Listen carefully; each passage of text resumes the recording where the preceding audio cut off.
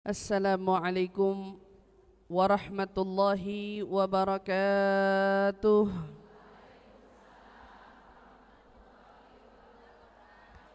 Alhamdulillahi rabbil alamin. Wabihi nasta'inu ala umuri dunya waddin. Wassalatu wassalam ala ashrafil anbiya'i wal mursalin, Sayyidina wa habibina wa syafi'ina wa qurrati a'yunina Muhammadin sallallahu alaihi wa ala alihi wa sahbihi wa sallam. Subhanaka la ilma lana illa ma 'allamtana innaka antal alimul hakim. Rabbi zidna ilma warzuqna fahma, amin amin ya rabbal alamin. Allahumma inna nas'aluka ilma ladunni wal mashraba safiyal hani ya wahhab ya ghani. Allahumma inna nas'aluka ilma ladunni wal mashraba safiyal hani ya wahhab ya ghani. Allahumma inna nas'aluka ilma ladunni wal mashraba safiyal hani ya wahhab ya ghani. Alhamdulillah, thumma alhamdulillah. Limpahan syukur bersama mari kita panjatkan kepada Allah Subhanahu wa taala yang menganugerahkan kita limpahan nikmat yang banyak, limpahan nikmat yang besar, anugerah-anugerah dan karunia-Nya yang tak terhingga, sehingga pada hari ini Allah Subhanahu wa taala memberikan takdir terindah. Allah kumpulkan kita bersama. Yang kita sama-sama berharap perkumpulan kebaikan ini bukan hanya menyatukan kita di dunia, tetapi tentu harapan besar menyatukan pula kita di akhirat bersama dengan junjungan Nabi besar kita Muhammad sallallahu alaihi wa ala alihi wasallam. Dan mudah-mudahan kita semua yang telah melangkahkan kaki baik dari yang dekat maupun yang jauh, semua langkahnya dilipat gandakan pahalanya oleh Allah Subhanahu wa taala dengan pahala yang banyak, dengan Allah gugurkan dosanya, Allah tinggikan derajatnya, Allah sehatkan jasmani rohaninya, Allah perbanyak rezekinya, rezeki zahir dan rezeki batinnya, insyaallah. Amin amin ya rabbal alamin. Alhamdulillah, sebagaimana Nabi sallallahu alaihi wasallam bersabda, talabul ilmi faridatun ala kulli muslim wa muslimatin. Menuntut ilmu itu wajib, fardu bagi kalangan muslim maupun muslimah, baik lelaki maupun perempuan. Artinya termasuk kita, salah seorang di antara yang Nabi sabdakan wajib untuk kita semua menimba ilmu, belajar, menuntut ilmu, bukan hanya sebagai pendengar saja. Banyak orang hari ini belajar, tetapi mereka belajarnya masih sebatas pendengarannya saja. Maaf panitia yang di belakang bisa dikondisiin. Saya minta kepada panitia yang mengatur masuknya jamaah untuk tolong mengkondisikan suaranya, ketertibannya, karena suaranya sampai ke sini. Terima kasih. Banyak orang menuntut ilmu, betul. Tetapi selama ini saat mereka menuntut ilmu, mereka itu belajar sebatas pendengaran aja. Padahal kalau kita simak apa yang Nabi katakan terkait menimba ilmu ini banyak. Hadis umumnya wajib. Kalau wajib itu berarti bukan cuma dengar, bukan cuma hadir, tetapi wajib untuk faham, wajib mengerti, dan wajib menerapkan ilmu yang dipelajari. Sampai Nabi SAW menyampaikan lagi dalam hadis yang lain. Kata Nabi SAW, ta'allamul ilmi wa'malu bih waghrafu bih takun min ahlih. Kata Nabi, tuntutlah ilmu. Kita suruh belajar. Cukup sampai di situ. Wa'malu bih. Kapan tuh batas nuntut ilmu? Sampai kamu bisa ngamalin, kata Nabi bilang. Dari ilmu yang kamu pelajarin itu wa'malu bih. Kalau udah wa'malu bih disuruh cukup? Enggak. Waghrafu bih. Kata Nabi, selami. Ilmu enggak cuman diamalin, tapi diselamin. Kenapa ilmu disuruh diselamin lagi setelah diamalin? Karena banyak orang hari ini yang terkesan mengamalkan ilmu tapi cuman sebatas anggota tubuhnya aja, hatinya nggak ikut ibadah. Banyak apa kagak yang begitu? Kalau lihat dari gerakannya sholat, tapi kan ada tapinya, hatinya belum benar-benar ikut sholat. Maka Nabi bilang waghrafu bih, selami ilmu itu. Ilmu bukan cuman dipelajarin, bukan cuman diamalin, tapi ilmu juga perlu diselami. Artinya apa? Waktu kita belajar, kita menyelami nikmatnya mengamalkan ilmu yang kita pelajarin. Baru kalau orang sudah bisa masuk ke dalam kelompok menyelami ilmu dengan merasakan betul-betul ilmu, baru mereka itu masuk kelompok takun min ahli. Kata Nabi, baru tuh dia disebut sebagai betul-betul orang yang berilmu. Orang berilmu setelah dia betul-betul bisa meresapi ilmu. Setelah betul-betul mengamalkan ilmu, menuntut ilmu, ujungnya bisa meresapi ilmu. Alhamdulillah, tsumma alhamdulillah. Kita menjadi bagian orang-orang yang Allah Subhanahu wa taala pilih di antara sekian banyak orang, tapi Allah pilih kita menjadi bagian orang-orang yang hari ini mau menuntut ilmu, mau belajar, mau mendengar, mau menghadiri kajian, yang tentunya kita sama-sama berharap kita datang, kita hadir, kita menyimak, kita mendengar ilmu yang kita dapat dari setiap untayan-untayan nasihat Nabi besar Muhammad sallallahu alaihi wasallam, menjadi ilmu yang bisa kita amalin, kemudian kita selami, kita resapi, dan mudah-mudahan Allah kelompokkan kita menjadi orang-orang yang berilmu. Amin, amin ya rabbal alamin. Alhamdulillah, kalau kita lihat ternyata ilmu itu penting banget dalam hidup. Kalau hari ini kita hidup enggak punya ilmu, boleh jujur nih Bu, hidup kita akan penuh dengan kesesatan. Hidup kita akan penuh dengan kehampaan.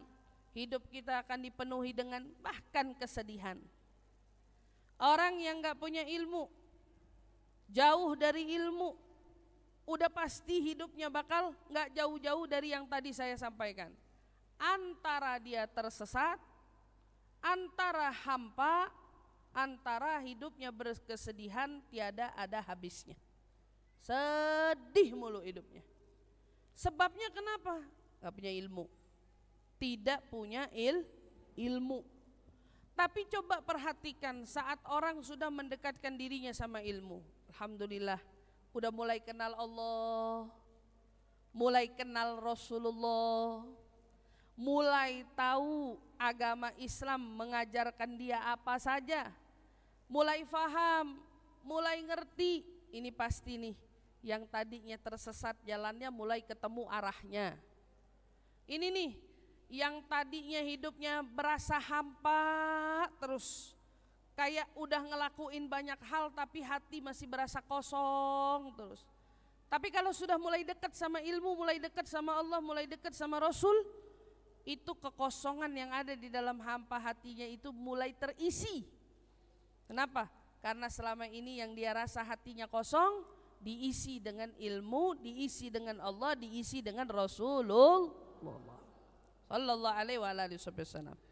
Begitu juga sama halnya orang kalau udah dekat sama ilmu, udah dekat sama agama, udah dekat sama kebaikan, orang ini paling sedikit sedihnya. Orang ini paling sedikit sedihnya. Orang ini paling sedikit merasa kecewanya.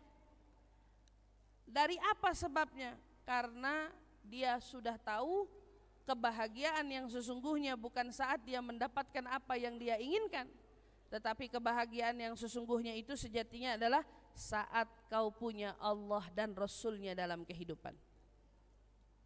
Tapi saat kita di dalam hidup gak punya Allah dan gak punya Rasul, walau kita punya dunia seisinya, kita sama juga orang yang gak punya apa-apa.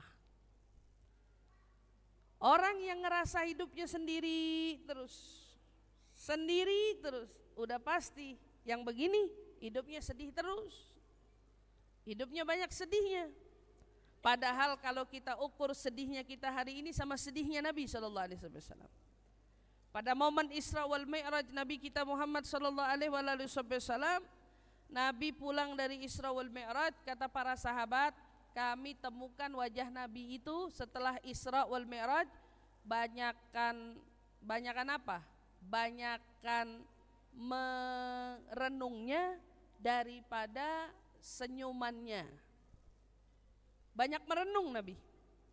Sampai bikin sahabat itu bertanya, apa yang bikin engkau itu terus berpikir wahai Rasul? Mikir terus kayaknya. Nabi jawab, andai kamu tahu apa yang ada dari yang ku ketahui, kamu itu bakal banyak nangis, sedikit tertawa. Andai kamu tahu apa yang saya tahu. Iya, Nabi tahu apa? Banyak yang Nabi tahu. Nabi lihat umatnya mendapat siksa, Nabi juga lihat umatnya mendapat nikmat. Karena waktu Nabi Isra wal Mi'raj, orang-orang itu semua ditunjukkan sama Allah di hadapan Nabi langsung. Muka-muka umatnya yang lagi dapat nikmat di surga ditunjukin sama Allah kepada Nabi. Begitu juga keadaan hal ihwal umatnya yang sedang dihukum oleh Allah Subhanahu wa taala. Ditunjukin juga sama Nabi. Kata Nabi, kalau kamu tahu apa yang aku tahu, kamu bakal sedikit ketawa, banyak nangisnya. Tapi yang jadi pertanyaan, kita kan gak tahu yang Nabi tahu. Kenapa jadi kita yang paling banyak sedihnya? Kita kan gak lihat apa yang Nabi lihat.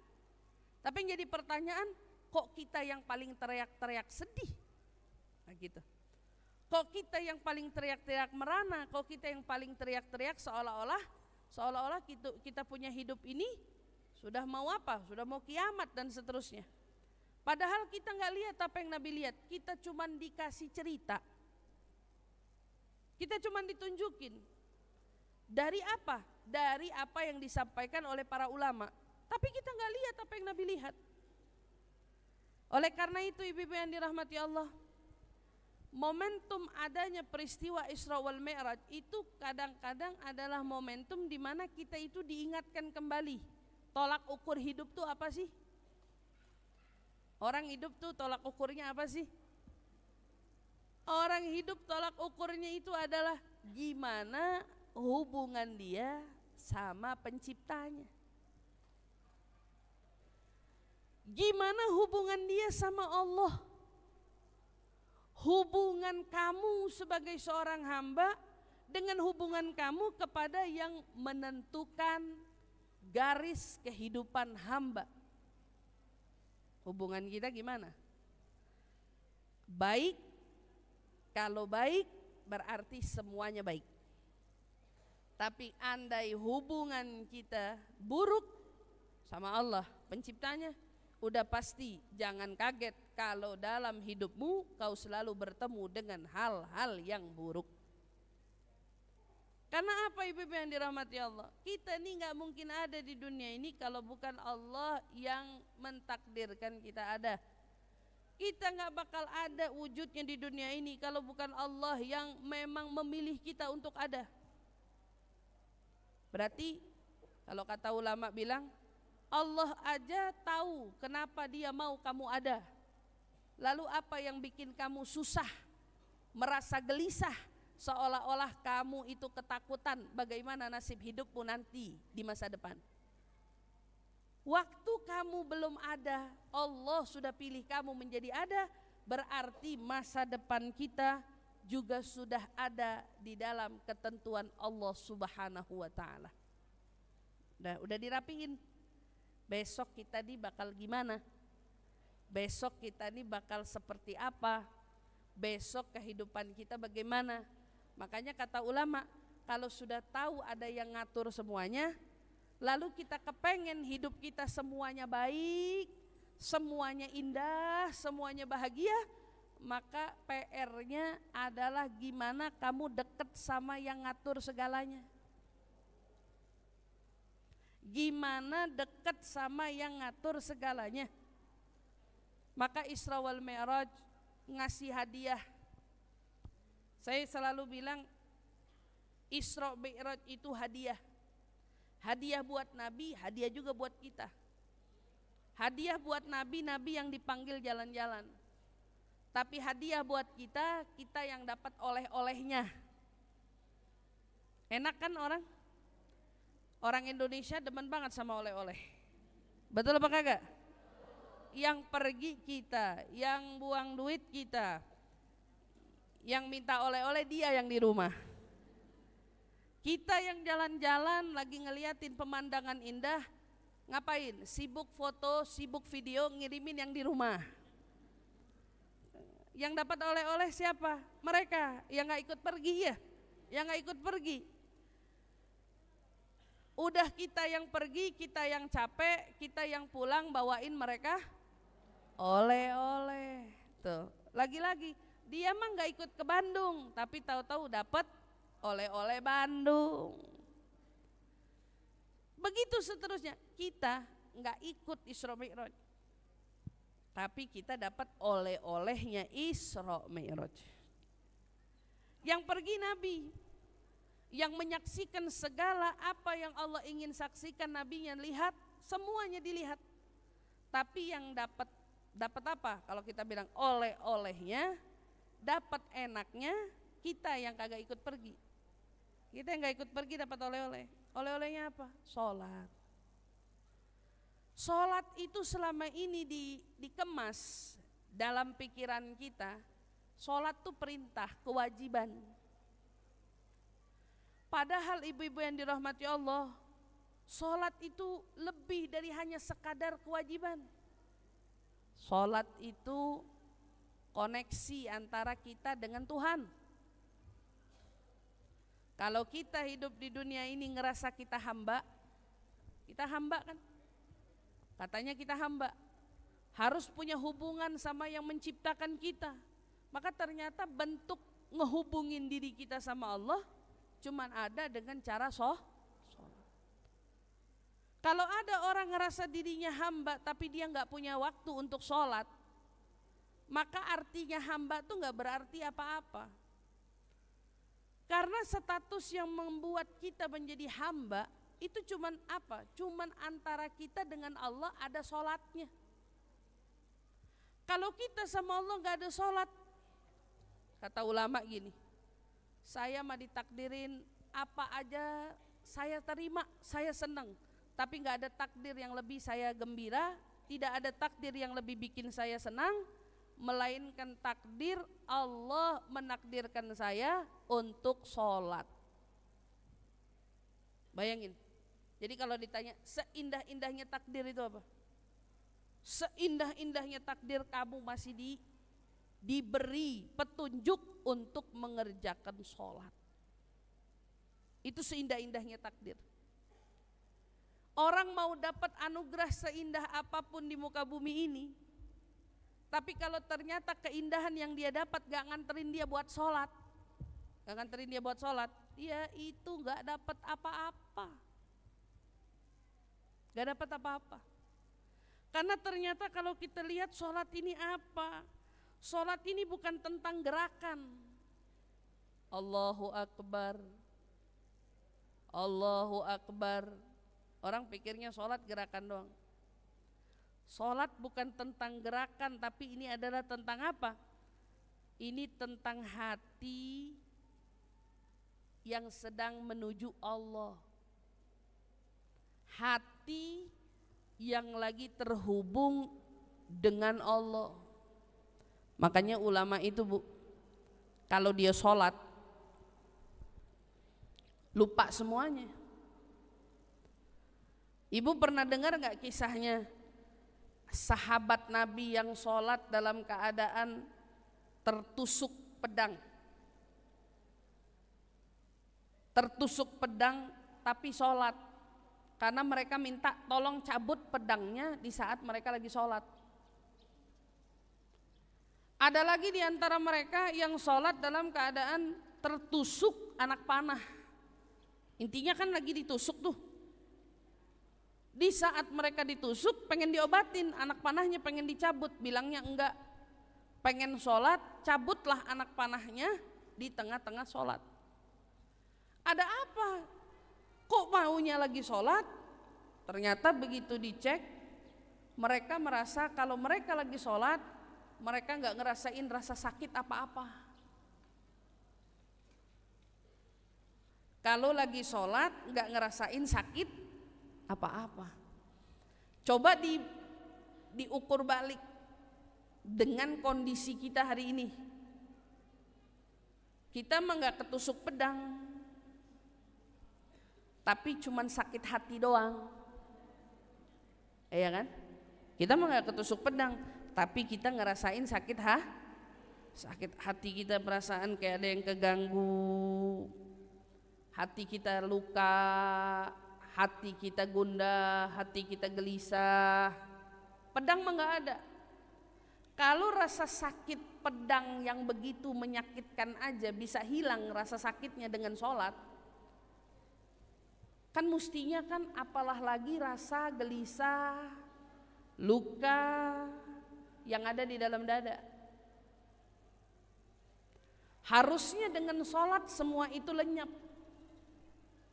Harusnya begitu setiap kali kita merasakan adanya rasa sakit di dalam hati kita, begitu kita langsung ngambil air wudhu, kita basahin wajah kita basuh tangan kita mengerjakan perintah wudhu dengan sempurna, lalu kita melangkahkan kaki kita menuju tempat sejadah di mana kita mau mengerjakan sholat.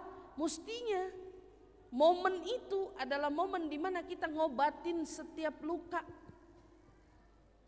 Harusnya kan sembuh. Makanya kalau kita lihat Habib Ali bin Muhammad al-Habsyi, tadi kita baca maulid Habib Ali, salah satu bait syairnya Habib Ali bilang gini, Bu, Ali idza marad syafahu fi'lus shalah. Ali kalau sakit, yang ngomong dia. Saya ini, kata Habib Ali bilang, kalau sakit obatnya saya cuman sholat. Pokoknya saya kalau sakit apa aja sholat, semua rasa sakitnya lenyap. Pernah nggak kita ngerasa iri ya sama orang yang sholat rasanya kayak gitu? Karena kita kan juga sholat, tapi permasalahannya yang kita rasain kok berbeda dengan yang mereka rasa. Makanya para ulama bilang, hari ini nih Bu, musibah itu tidak selalu berupa bencana alam. Musibah itu tidak selalu berupa kehilangan harta benda. Musibah itu tidak selalu tentang kehilangan orang yang tercinta. Tetapi musibah yang justru seringkali terjadi di tengah-tengah kita saat ini, musibah Allah cabut kenikmatannya sholat. Kenikmatannya sholat. Orang sholat tapi sholatnya gak merasa nikmat. Orang sholat tapi sholatnya gak ngerasa khusyuk. Orang sholat tapi sholatnya gak ngerasa bahwa dia sedang melakukan apa yang dibayangannya cuman sholat kewajiban yang harus ditunaikan. Satu pun kalau ibu mau tanya sama ulama, bahkan Nabi kita Muhammad yang ngajarin kita sholat, Bu, Nabi kita gak pernah ngejadiin sholat kewajiban. Justru yang Nabi katakan, wa ju'ilat qurratu aini fis shalah. Saya jadiin kesenangan saya itu sholat. Bukan tanggung jawab, bukan hanya kewajiban, bukan. Tapi justru sholat sudah berada di levelnya apa? Levelnya dia ngerasa sholat itu kesenangan. Kita pengen belajar nih, gimana caranya sholat hati kita senang, hati kita bahagia. Maka ibu-ibu yang dirahmati Allah, waktu sholat nih Bu, begitu kita menghadap kepada Allah Subhanahu wa Ta'ala, kita harus tahu Bu, yang sedang kita lakukan, kita sedang membuat koneksi hati antara kita dengan Allah. Pertama gitu dulu nih Bu. Makanya yang pertama dilakukan orang saat sholat itu niat. Niatnya harus kuat, kuat dari hatinya. Usolli fardhu zuhri, bahasa Arab. Dalam hati niatnya sajahku, aku berniat sholat duhur 4 rakaat menghadap kiblat, imaman atau makmuman, karena Allah Ta'ala, Allahu Akbar. Gerakan fisik nih Bu. Suara apa ya di luar? Oh, gerakan fisik yang dia lakuin ini lagi nganterin dia menuju ketenangan hati. Tahu nggak? Gerakan fisik yang lagi dia lakuin, Allahu Akbar. Hatinya lagi dituntun mau jadi tenang. Sholat. Kita ngerasain, saya lagi berhadapan dengan pencipta saya. Saya lagi berhadapan dengan zat yang mengatur kehidupan saya. Saya lagi berhadapan dengan zat yang menentukan 1 detik ke depan nasib hidup saya. Ibu pernah nggak ngelihat ada orang mau dihukum pancung, Bu? Apa yang dirasa kira-kira oleh mereka saat mereka berhadapan dengan yang akan menghukum pancung mereka? Hidupnya, perasaannya, pikirannya hanya tertuju satu, kepada yang mau mancung dia nih, yang satu. Pengen apa? Rasanya pengen betul-betul teriak, jangan potong leher saya. Kan ibaratnya gitu. Jangan hukum saya. Apa sih harapannya? Fokusnya cuma itu. Bentar lagi saya bakal dihukum. Bentar lagi saya bakal habis. Bentar lagi. Udah, fokus sama dia aja. Dia tahu nih orang yang menentukan dia hidup lagi apa kagak. Kan bayangannya begitu. Tapi orang kalau kenal Allah yang mengatur garis hidup kita, takdir kita, nasib kita, semua yang terjadi dalam hidup kita. Apa yang mau dikhawatirin kalau kita lagi sholat, yang kita hadapin langsung dia yang maha mengatur segalanya. Ibu berurusan sama siapa? Ini bukan berurusan sama orang lagi, tapi dia yang mengatur ibu 5 menit ke depan bakal dapat apa. Ibu 1 menit ke depan bakal dapat apa, yang ngatur dia, Bu. Maka kan sepatutnya saat kita lagi mengerjakan sholat dan kita sedang mengoneksikan antara hati kita dengan Allah Subhanahu Wa Taala, kita betul-betul ngerasain bagaimana koneksi itu terbangun, bagaimana koneksi itu terjalin. Ibu rasain. Ini kalau ibu bisa terapin 2 rakaat aja belajar, pulang ke rumah nanti tes 2 rakaat ibu coba. Berawal dari hati yang ngerasa kesambung sama Allah Subhanahu Wa Taala, Tuhan yang kita mengerjakan ibadah ini karenanya. 2 rakaat aja cobain. Allahu Akbar. Hatinya lagi nyambung. Nyambungnya sama siapa? Sama Allah yang lagi ngatur nasib kita beberapa waktu ke depan. Ibu mau apa? Ibu berharap apa? Dan kita sepasrah apa? Kan itu yang menentukan dia. Maka saat kita mengerjakan sholat itu betul-betul kita nih betul-betul harus menghadirkan pasrahnya, harapnya, doa yang dipanjatkan oleh kita di hadapannya, semua nih karena kita tahu yang bakal ngatur semenit ke depan dari hidup kita adalah Allah Subhanahu Wa Taala. Itu baru dari sholat, baru dari waktu berdiri doang nih. Kemudian ibu memilih ruku. Saat kita ruku, kita menghadap Allah Subhanahu Wa Taala, kita ngapain di dalam ruku kita? Kita merendahkan diri kita. Pernah nggak kita lagi ruku, kita betul-betul ngerasa kita bukan siapa-siapa, Dia yang maha segalanya. Kita nggak ada artinya. Allah Subhanahu wa Ta'ala yang maha agung dan maha mulia. Kita ruku nih, tapi kita ngerasain betapa rendahnya kita untuk Dia. Itu rasa sholatnya beda, Bu. Begitu kita nyelamin ibadah satu sholat aja nih, ngerasain kita begitu ruku menghadap kepada Allah dan kita ngerasa penuh rendah di hadapannya, merendah sejadi-jadi di hadapannya. Kayak orang ngarep apa? Saya nih bukan siapa-siapa, saya nih gak ada artinya kalau bukan anugerah-Mu ya Allah, kalau bukan kasih sayang-Mu ya Allah, kalau bukan nikmat yang Kau berikan kepadaku ya Allah. Tapi kita ngelakuinnya lagi apa? Itu lagi sholat dalam posisi ruku. Yang kita hadirin bukan cuman baca Subhana Rabbiyal Azimi wa bihamdi, bukan. Tapi yang kita rasain, aku merendah di hadapan-Mu wahai Zat yang maha agung. Sholat sambil apa, Bu? Kata ulama, orang kalau sholat itu di pundaknya bawa banyak tumpukan dosa. Ini tumpukan dosa dibawa dalam kondisi dia berdiri.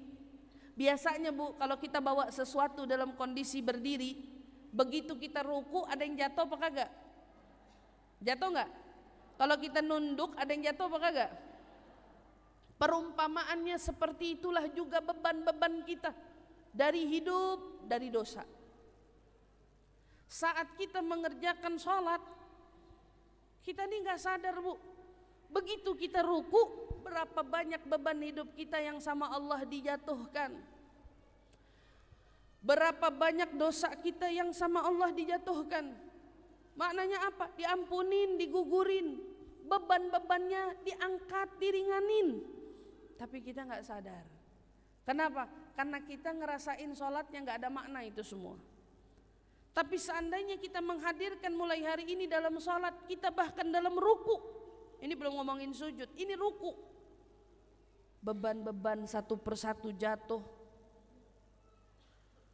beban-beban dosa satu persatu jatuh, beban-beban kehidupan, masalah rumah tangga, masalah uang, kehidupan rezeki kita yang masih mungkin pas-pasan, masalah hutang piutang yang begitu melilit, begitu mengekang.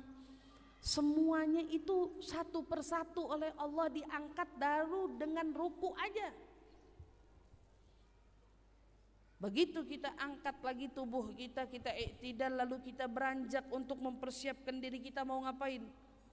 Mau sujud. Ibu begitu sujud apa sih yang ibu rasa?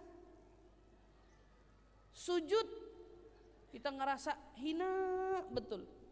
Kata ulama, waktu sujud justru momentum paling berharganya. Kenapa?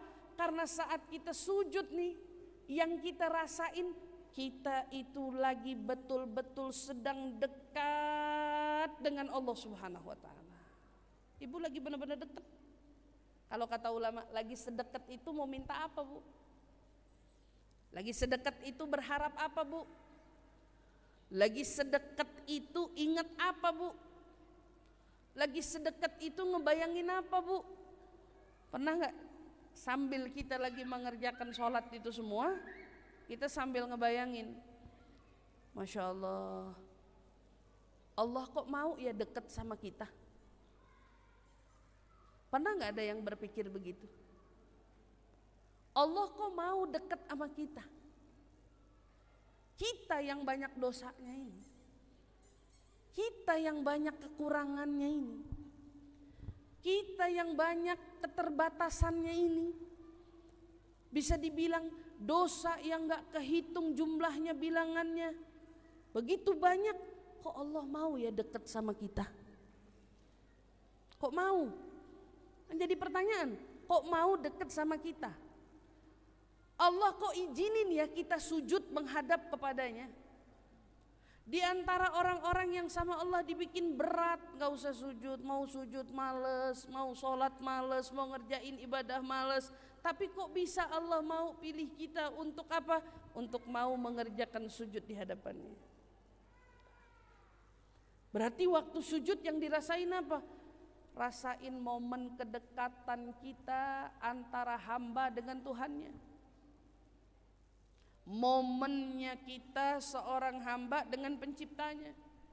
Itu momen lagi sedang deket-deketnya, jangan disia-siain kesempatannya. Nikmatin, rasain, selamin. Begitu ibu bangun, duduk di antara dua sujud, ibu baca doa. Doanya apa, Bu? Rabbighfirli, ya Allah ampunin dosa-dosaku. Coba lihat. Warhamni, ya Allah tolong sayangi aku, rahmati aku. Wajburni, ya Allah tolong ganti, tambal semua kesedihan, semua perasaan ketidaknyamanan yang kita rasa dalam hidup nih, Bu. Itu ada, Bu, doanya semua dalam sholat. Kita minta sama Allah, wajburni ya Allah, warzuqni. Habis itu kita minta apa lagi? Rizki. Mau itu rezeki zahir, rezeki batin. Ibu ngerasa ibu itu kekurangan rezeki yang mana? Mintanya sama siapa? Jangan pergi kemana-mana, udah minta sama Allah aja. Dan ternyata di dalam untayan doa kita saat kita mengerjakan sholat, kita lagi minta wajburni warzuqni, ya Allah tolong anugerahkan aku rezeki. Wahdini, tolong tuntun aku dan bimbing aku ya Allah. Tahu betul, karena kita nih manusia kadang-kadang suka apa? Suka ngerasa paling pintar, paling tahu jalan menuju surga. Kalau bukan tuntunan Allah, bimbingan Allah, nggak tahu, mungkin kita udah salah jalan kemana-mana. Tapi kita minta tuntunan Allah, ya Allah tuntun, tolong bimbing, wahdini, wa'afini, wa'fu'an. Selamatin aku ya Allah, jagain aku ya Allah, dan maafkan aku ya Allah. Itu duduk di antara dua sujud. Berapa banyak kalau kita ingat-ingat, saya kalau duduk di antara dua sujud, saya ekspres apa ya? Coba. Kita kalau duduk di antara dua sujud, saya ekspres apa ya, Bu ya? Begitu bangun dari sujud kita, subhanarabbil a'la bihamdi, subhanarabbil a'la bihamdi. Enggak sempet nginget momen kebersamaan. Kita udah keburu-buru bangun. Begitu bangun kita baca doa, Rabbighfirli warhamni wajburni warfa'ni warzuqni wahdini wa'afini wa'fu'anni. Bangun lagi. Kalau bacanya cepet begitu, tapi ibu masih bisa fahami satu-satu artinya, masih bisa meresapi, masih bisa menyelami, saya mah kagak masalah. Tapi seumpamanya nggak bisa karena dengan kecepatan tapi menghilangkan kekhusyuan, ngapain yang kita kejar cepetnya lalu hilang khusyuknya gitu. Karena mau ngejar cepet-cepet, kata orang bilang, kalau kita bahagia mau cepet apa mau lama? Durasi waktunya pengen lama apa pengen cepat? Kalau kita ngerasain nikmat pengen lama apa pengen cepat? Nah, kuncinya ada dalam sholat. Siapa yang sholatnya itu bisa dijaga, dipelihara dengan maksimal, sempurna, insya Allah semua bahagia nikmat yang dia terima maksimal, sempurna dan tahan lama. Tapi kalau dalam ibadah sholatnya aja dia kepengen cepet, coba kalau senang pengen cepet hilang apa enggak? Enggak mau. Kenapa sholat pengen cepet selesai? Kan itu yang jadi pertanyaan. Kenapa giliran kita sholat kita pengen cepet selesai? Ini salah satu yang perlu sama-sama kita renungin. Baru dari perkara sholat aja, tetapi banyak mungkin dari kita lengah untuk peduli tentang kepentingan dari khusyuknya dalam sholat, ibu yang dirahmati Allah. Oleh karena itu, begitu kita ngerasain nikmatnya sujud, nikmatnya ruku, nikmatnya duduk di antara dua sujud. Rasain lagi Bu, nikmatnya apa? Nikmatnya berdoa. Karena kalau ditanya as-shalah huwa doa. Ibu tanya sholat itu isinya apa? Doa. Kalau ibu lihat arti apa yang ada di dalam sholat, itu semua doa. Terus kalau doa ibu berasa apa? Lagi doa tuh rasanya apa Bu? Kayak kita makan nih Bu. Ibu ngerasain manis, asin, asem, ada rasa kan? Ujungnya kenyang. Itu ujung. Gak ada orang lagi makan sambil kenyang. Yang ada orang makan sambil merasakan rasa makanannya. Sekarang orang doa. Kalau lagi doa rasanya apa? Ada yang pernah gak mikir doa, rasa doa saya apa ya? Yang dia rasa dalam doanya apa? Doa lagi minta sama Allah. Ulama lagi nih yang ngajarin nama kita. Rasa di dalam berdoa itu adalah saat kita itu betul-betul merasa tempat kita berkeluh kesah adalah Dia. Tempat kita berkeluh kesah adalah Dia. Rasanya gak ada yang tahu rahasia kita melebihi Dia. Rasanya gak ada yang paling kenal siapa kita melebihi Dia. Saat kita berdoa, kita menuangkan semua harapan kita, keinginan kita, kemauan kita. Tapi kita jangan lupa, kenapa kita bisa minta seleluasa itu kepadanya? Karena kita paling tahu Dialah Allah yang paling tahu tentang kita. Makanya doanya Imam Haddad ya, Al-Habib Abdullah bin Alwi Al-Haddad, di antara doanya, Ya alima sirri minna, la tahtiki sitra anna, wa'afina wa'fu anna, wa kunnana haitsu kunna. Ya alima sirri minna, Dia zat yang tahu apa rahasia yang ada di hati kita. Ibu kenal siapa orang yang paling dekat sama kita, dia gak bakal tahu Bu rahasia apa yang ada di hati kita. Tapi Allah saat kita meminta, bahkan apa yang kita minta dengan ucapan, dengan apa yang ada dari keinginan yang ada di hati kita, Allah juga tahu semua itu. Ibu bayangin, sampai ada ulama nih Bu, kalau berdoa cuman ngomong gini doang, Ya Rabb, Ya Rabb, Ya Rabb. Cuman Ya Rabb, Ya Rabb. Kata temannya, doanya mana? Kok gak ada doanya? Dia lebih tahu apa yang saya mau. Dia lebih tahu apa yang ada di hati saya. Walaupun ulama bilang, kalau kamu utarakan permintaanmu, harapanmu, keinginanmu, semua keluh kesahmu, Allah lebih suka itu semua. Allah lebih senang. Lagi-lagi Bu, kenapa Allah senang dengar keluh kesah model orang kayak kita? Saya ustazah, kalau ada orang datang mau curhat, pusing juga. Pusing. Ya, dia curhat lagi. Dia ngomongin hidupnya lagi. Kan gitu. Saya manusia nih. Manusia dengar keluh kesah orang tuh terbatas. Ada orang datang ke kita mau ngadu, kita kan lihat dulu, siapa ente ngadu-ngadu sama aneh? Siapa kamu mau mengadu sama saya? Kedekatan amat, sampai ngadunya sama kita? Iya kan? Kita nanya begitu dong.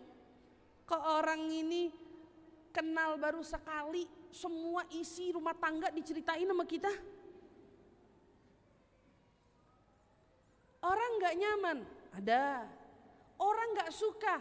Ada. Orang yang bahkan menutup pintunya untuk tidak mau mendengarkan keluh kesah juga ada. Tapi herannya, kenapa Allah justru menanti keluh kesah kita? Allah Allah malah nungguin kapan kita mau ngadu sama dia. Allah justru nungguin kamu mau minta apa lagi setelah apa yang sudah dia berikan kepada kita begitu banyaknya. Tapi justru Allah selalu menanti dan menanti keluh kesah kita, air mata harapan kita, air mata keinginan kita, terus Allah tunggu dan Allah nanti itu semua. Bahkan sampai dia juga yang perintahkan kepada kita, minta, ad'uni astajib lakum, minta sama saya, niscaya akan kuberikan apa yang kau pinta. Kan kalau kita mikir, kenapa Allah mau dengar keluh kesah orang model kayak kita? Tapi semua itu jawabannya kembali karena Dia yang menciptakan kita, Dia yang mengatur segala hal tentang kita, Dia yang sudah siap siaga menerima apapun yang akan kita berikan kepadanya. Sekarang tinggal kitanya mau mantesin ngasih Allah apa, mau menunjukkan kualitas ibadah kita seperti apa, mau mendekat atau justru mau tetap diam di tempat, itu semua terpulang kepada kita. Tapi kalau kita mau lihat, ya Allah, gak ada orang yang hidupnya dekat dengan Allah merana, gak ada orang yang hidupnya dekat dengan Allah sengsara, tidak ada orang yang hidupnya dekat dengan Allah kecewa. Yang ada orang yang hidupnya dekat dengan Allah bahagia. Yang ada orang yang hidupnya dekat dengan Allah itu merasakan apa? Merasakan nikmat menjalani masa-masa waktu yang ada di dunia. Kenapa? Karena kuncinya mereka dekat dengan Allah. Maka ibu-ibu yang dirahmati Allah, kita nih ketemu bulan-bulan mulia. Telah berlalu dari kita bulan Rajab, dan kita sedang berada di bulan Sya'ban. Semua bulan-bulan mulia ini kenapa Allah kasih? Karena bentuk kasih sayangnya Allah kepada kita. Allah ingin bagaimana melihat hambanya mendekat kepadanya. Ala inna fi ayyami dahrikum nafahat ala fata'arradu laha. Kata Nabi bilang, setiap bulan, setiap waktu dari hari-hari yang Allah berikan kepada kita, ada waktu-waktu yang Allah anugerahkan kepada kita nafahat, anugerah-anugerah pemberiannya. Siapa dari kamu yang mendekat? Siapa dari kamu yang beranjak? Siapa dari kamu yang mau mengejar kesempatan? Allah mau lihat siapa kemarin yang di bulan Rajabnya istighfar, minta ampun, menghidupkan malam. Allah mau lihat. Sama juga begini di bulan Sya'ban. Allah mau lihat siapa dari kita di bulan Sya'bannya yang betul-betul mempersiapkan diri mendekat kepadanya. Dengan datangnya Ramadan pun demikian. Allah mau lihat siapa dari kita yang saat datangnya Ramadan kita mau dekat kepada Allah Subhanahu wa taala. Ada yang pengen ngedekat mencari rahmat, ada yang pengen ngedekat mencari ampunan, ada yang pengen ngedekat biar dibebasin dari api neraka. Sebelum saya tutup, Allah itu maha baik dan bahkan sangat-sangat baik. Sangat baik, saking baiknya Allah gak pernah nutup pintu maafnya untuk kita sampai nyawa kita dicabut di batas gargarah. Nih Bu, di tenggorokan. Maka selagi kita bisa nafas, bisa makan, bisa minum, bisa hadir kajian, alhamdulillah bisa terus-menerus melangkah di tempat-tempat yang dipenuhi dengan kemanfaatan. Ingat baik-baik, berarti Allah Subhanahu wa taala sayang betul dengan kita semua. Allah Subhanahu wa taala menginginkan kebaikan atas diri kita semua. Maka kejar apa yang Allah sudah bagikan di waktu-waktu yang baik, di waktu-waktu yang mulia. Seperti kita yang sekarang berada di bulan Sya'ban yang penuh barokah ini. Jangan sampai Bu, berlalu sepanjang malam di bulan Sya'ban kita belum tahajud sama sekali. Berlalu bulan Sya'ban dari hari ke hari yang kita lalui selama ini, ternyata kita belum betul-betul memaksimalkan diri untuk sholawat kepada Nabi. Jangan sampai lewat lewat dari bulan Sya'ban, tetapi ternyata hubungan kita sama Allah, hubungan kita sama Rasulullah belum betul-betul kita perbaiki. Tapi kita berharap, ya Allah, mungkin Rajab telah lewat, tapi kita masih punya Sya'ban, dan kita sebentar lagi bakal menyambut datangnya bulan suci Ramadan.